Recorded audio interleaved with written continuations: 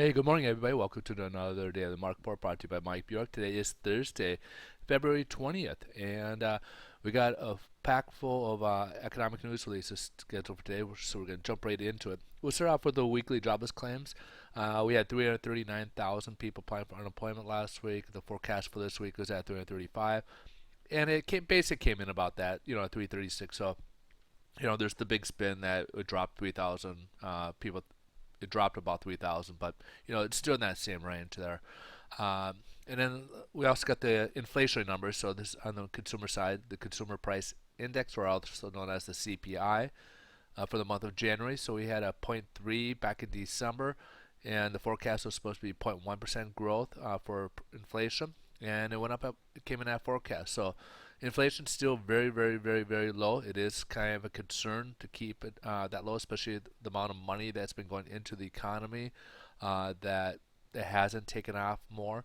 So it is at the Fed is definitely watching where the levels of the inflation numbers. Now, when you strip out the food and energy, we get the core CPI, and this is really what the levels that the Fed watches.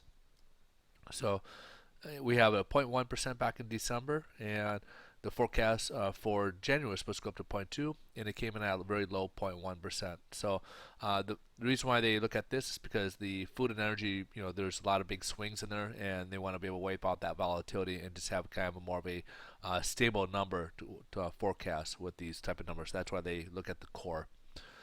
We had the market PMI flash report here for the month of February, and we had a 53.7 on the index. So anything above 50 is considered expansion. So decent number from January, even though it kind of came down.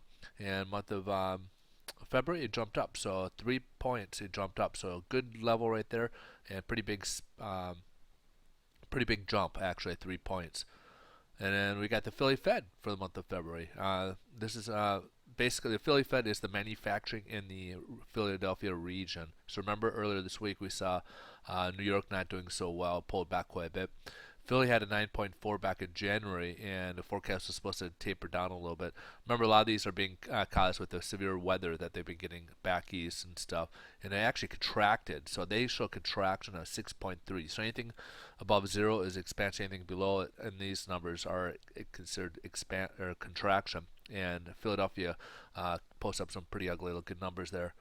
And last but not least, we got the leading indicators for the month of January. So we had a 0% in December, and it came up 3.3% in January. So definitely a mixed bag of news right here.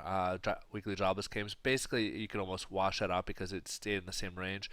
CPI is still extremely low. The inflation numbers are looking low. Market flash showed improvement, even though the manufacturing Philadelphia region pulled back, and the leading indicators showing some future growth coming up. So overall, I think that you're going to see the investors liking it. Their inflation is not out of control. The flash and the leading indicators are definitely good. They're going to basically look at weather being the factor in Philadelphia manufacturing. So we'll figure it'll probably rebound once the weather improves a little bit. But I think overall, you're going to see the market shrug it off, and let's take a look, see if that's the case. So after stock markets were kind of down after some of the negative news, they did pop up. And we're also going to touch on a little bit yesterday. The FOMC minutes were released after we had initially did our broadcast yesterday, and it did disturb the markets on both levels, the bond market as well as the stock market. Both ended up down yesterday, primarily because there was no clear-cut decision or sight as to if the Fed is going to when they're going to start raising short-term interest rates. And the reason a lot of the statements before were saying they're going to be well past the 6.5% unemployment and probably won't happen till 2015, maybe second half at the earliest. But now you got some Fed members that even had some that were speaking yesterday, and even they said they think it could happen even this year. So, and then besides the initial statement of the Fed statement, there was consensus that, which is the first time that's happened in quite a while, that everybody agreed to it. But after that, um, sorry about that, folks. After that, basically, there was no consensus as to the tapering. There are some people that think maybe we should hold off because or at least maybe not continue every single meeting to reduce it because some of the negative data that has come out recently. And then there's also some who thinks we should move the interest rates up sooner, to start raising interest rates sooner. So so there's no clear cut.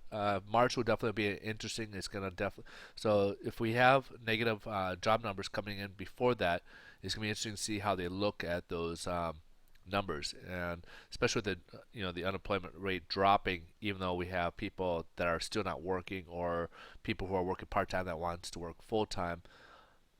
The the jobs aren't as plentiful as the numbers are a bit misleading, in other words. So let's go ahead and jump over to the bond market, take a look here. Don't want to take a lot of your time here today, but we were up a bit earlier today with some of the negative news, and since the pullback, it's pulled back quite a bit. So we're down below where we left off yesterday, currently getting negative pricing. So as you can see, we had pulled all the way back to all those daily moving averages we touched towards the 10, and then it came back and hit the 30, 100, and 200. Now we're below those, and unfortunately, rates have kind of showing some going up a little bit today, as we're about 16 basis points lower than where we left off yesterday. All right, folks, you guys have a wonderful day, and we'll hope for better news tomorrow. Thanks for watching. You guys have a great day, and see you guys tomorrow.